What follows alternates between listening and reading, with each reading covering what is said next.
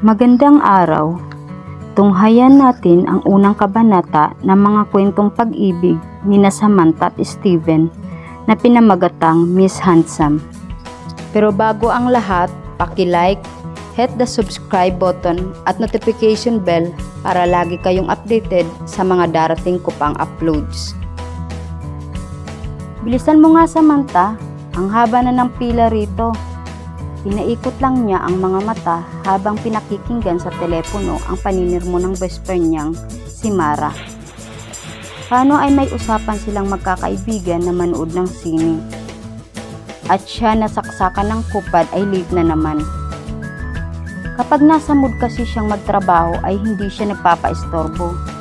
At nasa mood siya sa pagtatrabaho ng araw na yun, kaya muntik na niyang makalimutan ang usapan nila. Kung hindi pa tumawag ang bruhang si Mara, baka hindi na siya titigil sa pagpapaganda ng website ng kanyang mga kliyente. Anong oras ba yung palabas? Tanong niya, habang nagsusuot ng medyas. Aw, fuck, mura niya sa isip, nang mapatantong nilaban ng kanyang ina ang pinakamabago niyang sneakers. Hinanap niya ang kanyang lumang Converse. 8:30, anong petsa na? 8 o'clock na. Nandiyan ka pa rin sa lungga mo. Nandito na sina Amarinel at Amethyst. Ikaw na lang ang wala. Buliyaw pa ni Mara sa kabilang linya ng telepono. Muntik na siyang mabing. Ay, sus, 8:30 pa pala eh. O sige na, lilipad na ako papunta riyan. At tahimik ka lang. Ibinaba na niya ang telepono. Kapag kuwan ay kumaripas ng takbo pababa sa sala ng kanilang bahay. Sinalubong siya nang nagtatanong na tingin ng kanyang ina. Oh, minsan ka na nga lang lumabas ng kwarto, lalayas ka pa. Saan ka pupunta? Matuyo na ba yung red Converse na nilabhan mo? Balik tanong niya sa halip na sagutin ito. Yan, porque may mga trabaho na kayong magkakapatid, ganyan na lang ang tingin nyo sa akin. Tagalaba, tagalinis, tagaluto. Hindi ko na kayo makausap ng matino. Ikaw, Samantha, dito ka na nga lang nagtatrabaho pero nagtayo ka naman ng sarili mong mundo sa kwarto mo. Hindi nyo na pinahahalagahan ng nanay nyo, reklamo ng kanyang ina. Samantha tried her best not to laugh. Paano ay yun lagi ang sinasabi nito sa kanya tuwing lalabas siya ng kanyang kwarto? As in, palagi. Kahit ihilang siya sa banyo. She gave her mom her sweet smile. Mama, don't worry, ititreat kita sa Sunday. Ngayon lang kasi uli kami nagkikita-kita ng college friends ko eh. Promise ma, I'll make it up to you on Sunday. Sorry ma. Paglalambing niya habang nagmamadaling isinuot ang kanyang lumang chucks. Patingin-tingin din siya sa orasan. Shit, 8:12 na. Yan, ang tingin nyo sa akin ay parang bata. Na kapag nagtatampo, makukuha lang ng treat-treat na yan. Hindi nyo na lang iniisip na mag-isa lang ako dito. Tapos, hindi nyo pa ako kinakausap. Nagtatampong hirit na naman ito. That caught Samantha off guard. 11 years old na siya nang mamatay ang kanyang ama.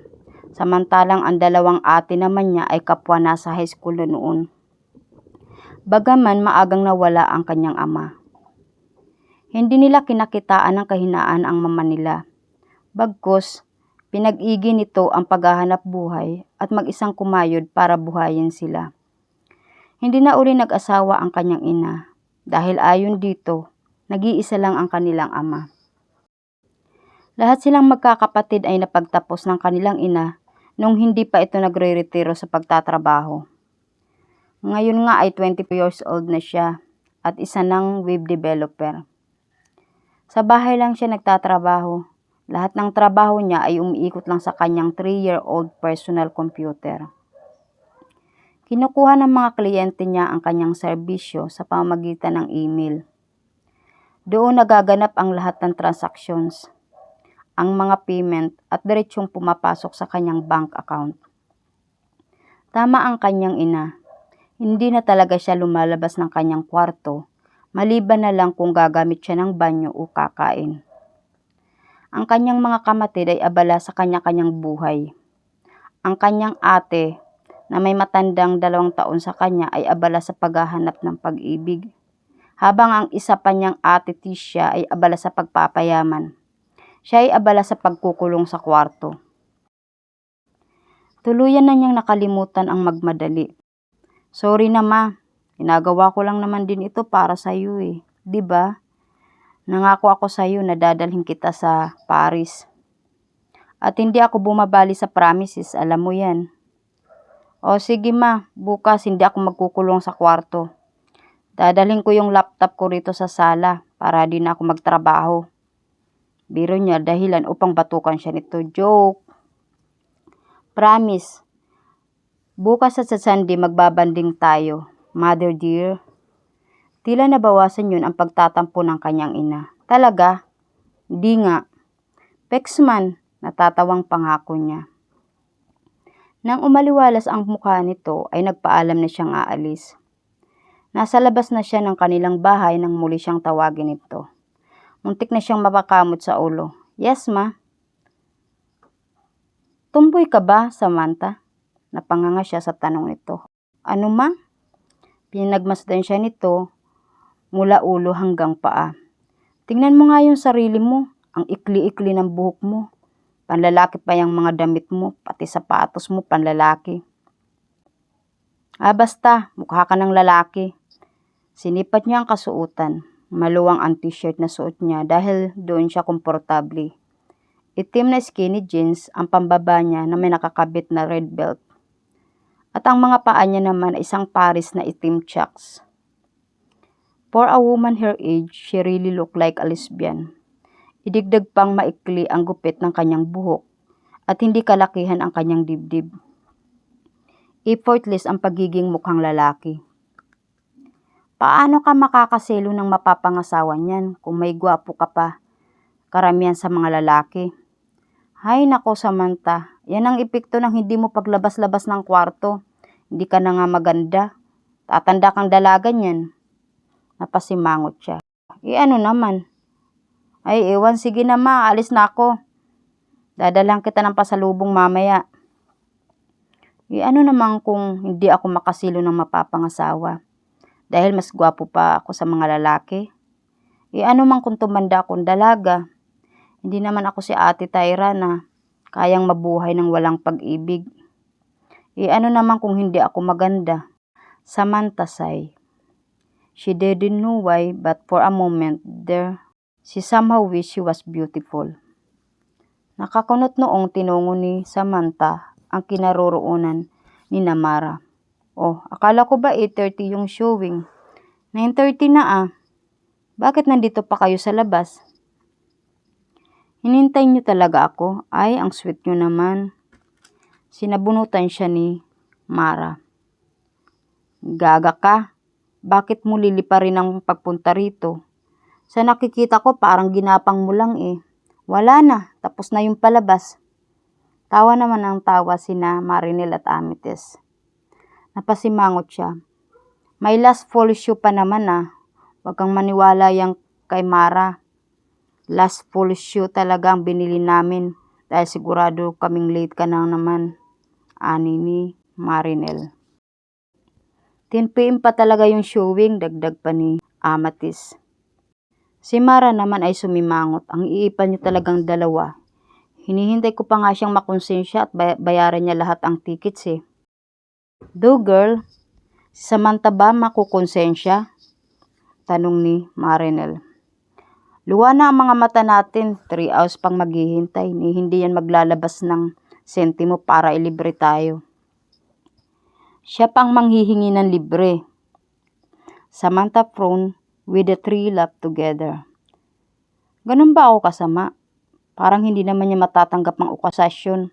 Kaya nagboluntaryo siyang bumili ng kanilang snacks.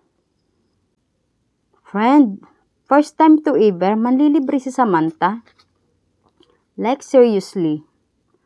Oh my gosh, ipagnunubin ako to. At muli namang nagtawanang ang mga bruhan niyang kaibigan. Unti-unti na siya nakaramdam ng pagka-out of place. Una, dahil sa gayak ng mga ito. Pare-parehong pambabayang kasuotan ng mga ito at hindi maipagkakamaling magaganda ang nagdadala. Para siyang iskot ng mga ito. Nagtatawanan ng mga ito dahil sa kanya. Shisay, makabili na nga lang ng popcorn. Ilang metro na lang layo ni Timmy sa snack bar nang biglang may nag-overtake na lalaki sa kanya at nanguna sa pag-order. Biglang tumas ang isang kilay niya. Kung makapagmadali, akala mo naman mauubusan. Tagutom kuya. Hinayaan na lang niya ang lalaki at baka mabilaukan pa ito. 3 large tub of cheese popcorn please and 3 large coke too. Napatingala siya sa lalaking animo dumaranas ng tagutom. Nakatalikod ito sa kanya kaya hindi makita ang itsura nito. Pero base sa tangkad nito, tikas at pananalita ay parang gwapo ito. Nakasuot ito ng itim na sweater, maong pants at white sneakers. Tayong-tayo ang buhok nito. Hindi dahil sa iniestilo nito yun, kundi dahil marahil sa hindi ito nagsuklay. Umaalingasaw ang gamit nitong pabango. Amoy mayaman. I'm sorry sir, pero regular butter popcorn na lang po ang available. Dinig niyang hingin paumanhin ng nasa counter. Give me 6. Sorry po ulit sir, pero 5 na lang po ang available. Tila saglit na nag-isip ang lalaki. Oh, okay, I'll take them all.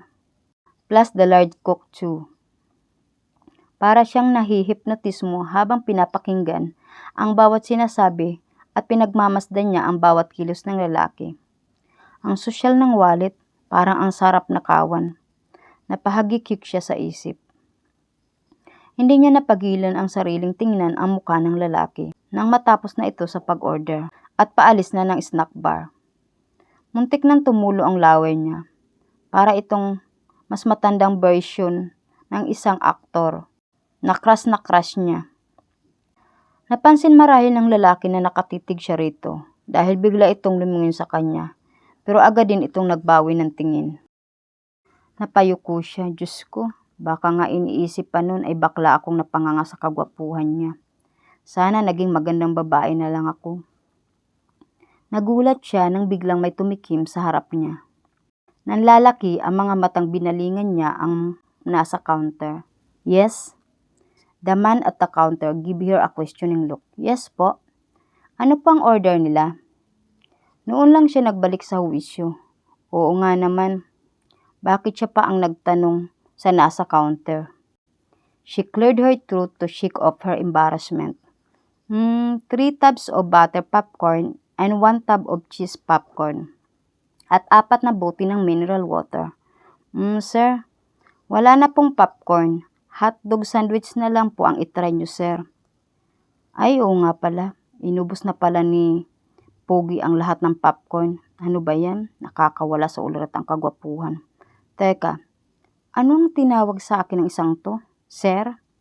She felt her nostril flare at the realization. Tiningnan niya ng masama ang cashier at tumayo ng tuwid. Baka sakaling umumbo kahit papano ang mini boobs niya. At sa pinakababaing tono. Magalang na sinabi niya sa cashier, okay, 4 hotdog sandwiches plus 4 bottles of mineral water. That's be all. Mukhang natauhan ang cashier. Oh, okay ma'am. I'm sorry ma'am. Nang ibigay nito ang mga order niya ay padaskol niyang kinuha ang mga yun. Naisip niya, dapat nang ipagbawal ang gender-specific titles. Masama pa rin kasi ang loob niya sa pagtawag nito sa kanya ng sir. Kung sa bagay, kasalanan din naman niya yun. Nakasimangot na napabuntong hininga na lang siya. Oh, ganun ba kasama ang loob mo na ilibre mo kami sa sayad na yung nguso mo sa lupa? Pansin sa kanya ni Jean. Kung masama sa loob mo, babayaran na lang namin. Pang-aasar naman sa kanya ng magaling niyang best friend. Lalo lang siyang sumimangot. Tinawag akong sir nung cashier sa snack bar. Gayon na lang ang hagalpak ng mga bruhan niyang kaibigan. Bawat halakhak ng mga ito ay lalong nagpapausok sa ilong niya. Isa-isa niyang sinabunutan ang mga ito. Aray, masisisi mo ba siya? Mukha ka naman talagang lalaki reklamo ni Mara. Don't worry, Gwapong lalaki ka naman, Samantha, pagpapalubag loob ng bruhang kaibigan niya. Muling nagtawanan ang mga ito. Hanggang sa makarating sila sa pila papasok sa sinihan, ay panay ang pang-aalas ka ng mga ito sa kanya. Panay naman ang simangot niya. Samantha, the Mr. Pugi, pangaasar pa ni Mara. Dumila siya bilang sagot kay Mara nang mapadako ang tingin niya sa isang grupo ng kalalakihan na nasa unahan ng kanilang pila. Kabilang doon ang lalaking nasa unahan niya sa snack bar kanina. Natulala siya rito. Eksakto namang napatingin ito sa kanya. Kumunot ang noo nito. Noon lang niya na-realize na nakadila pa rin siya. Nagiinit ang mga pisnging, nag-iwas siya ng tingin at inayos ang sariling mukha. Ano pa bang kahiyan ang dadanasin ko sa araw na to?